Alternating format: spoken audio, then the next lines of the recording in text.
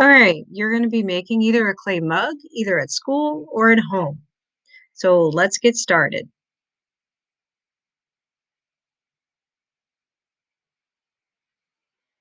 The tool at school that you have is called the fettling knife. It's a clay knife. It will cut through.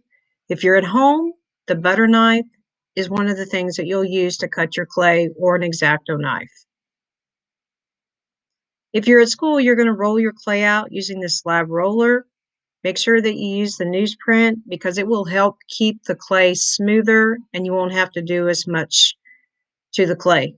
If you're at home, you're going to use the rolling pin and the dowel rods. The dowel rods are going to give you the thickness of the clay. With the slab roller, you've got a roller that's going to bear down on the clay.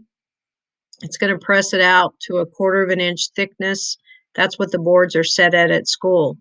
If you're at home, the dowel rods or the slats, the wooden slats that you have, are 1/4 an inch, and so that's how you'll get your 1/4 of an inch of clay at home.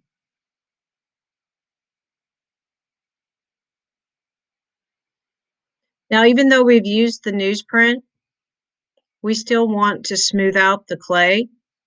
So at school, we have the plastic squeegees that we can pull across.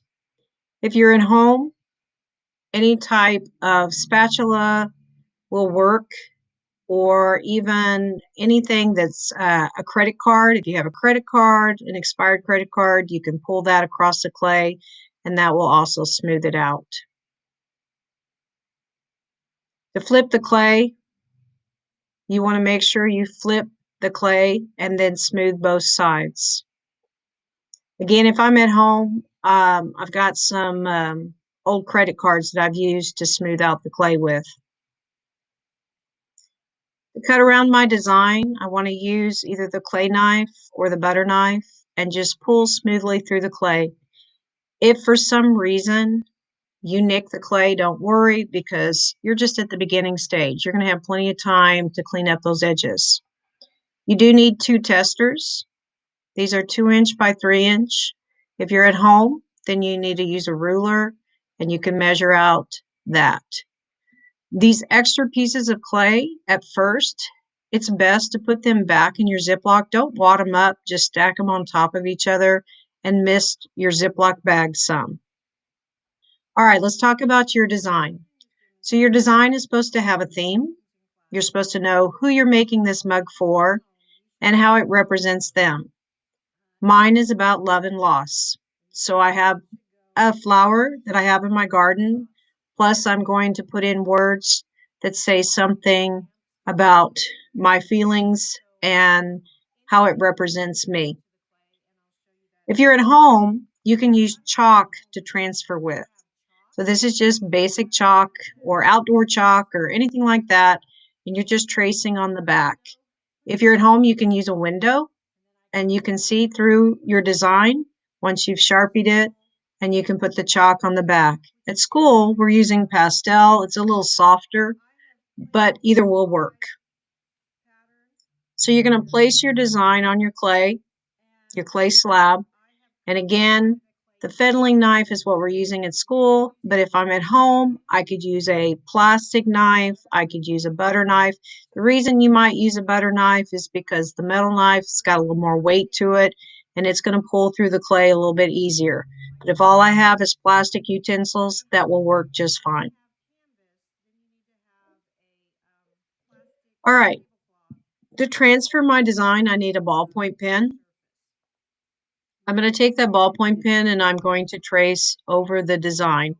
What this is doing, the metal of the pen is pressing the chalk or the pastel, and it's leaving an impression of that drawing on my clay so that I know where I want that design. You can see there, it's just a slight impression. Now I'm going to take the ballpoint pen and I'm going to go over the lines. I'm not bearing down into it. I'm just tracing over it, but I'm cleaning the tip of the pen every other time. The words I won't want to stamp until the mug is in 3D form. So where you see lines, that's just to give me a clue of where I want to do my stamping.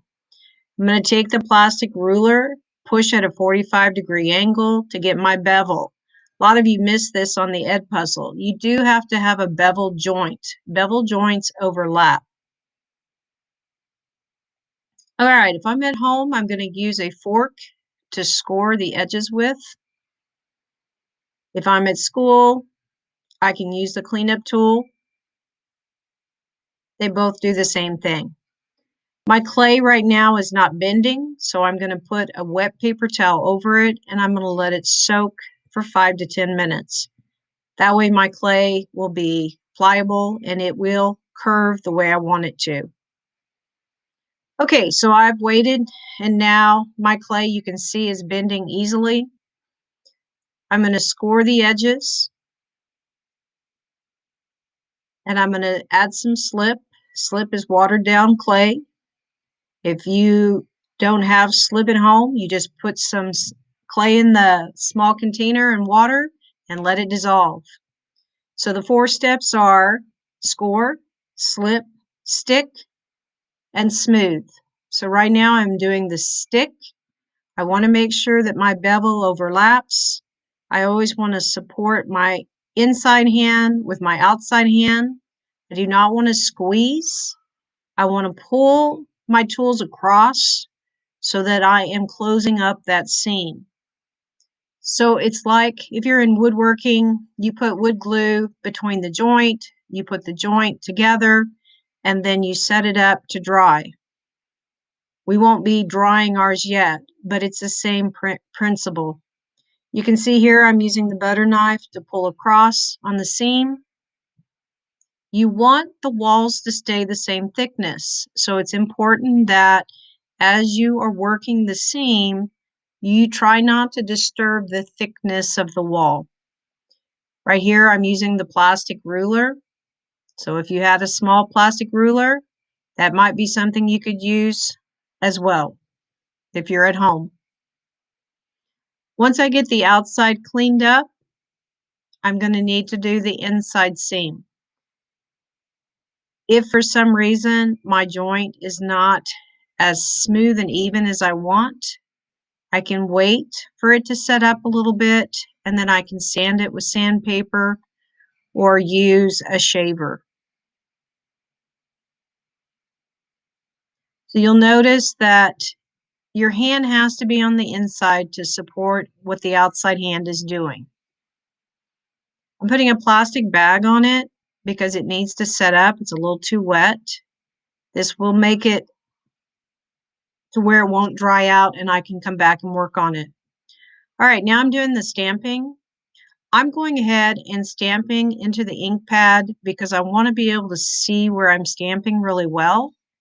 But the other thing I need to do, again, is support the inside so that I can stamp and press as hard as possible because I want these letters to show up after the clay has dried. So I started backwards with the sentence so that I could get my spacing. And as you can see, it curves around the mug. So that's part of my design. Part of my design is traveling 360 all the way around. Again, when I'm not able to work on it, I cover it so I can come back to it.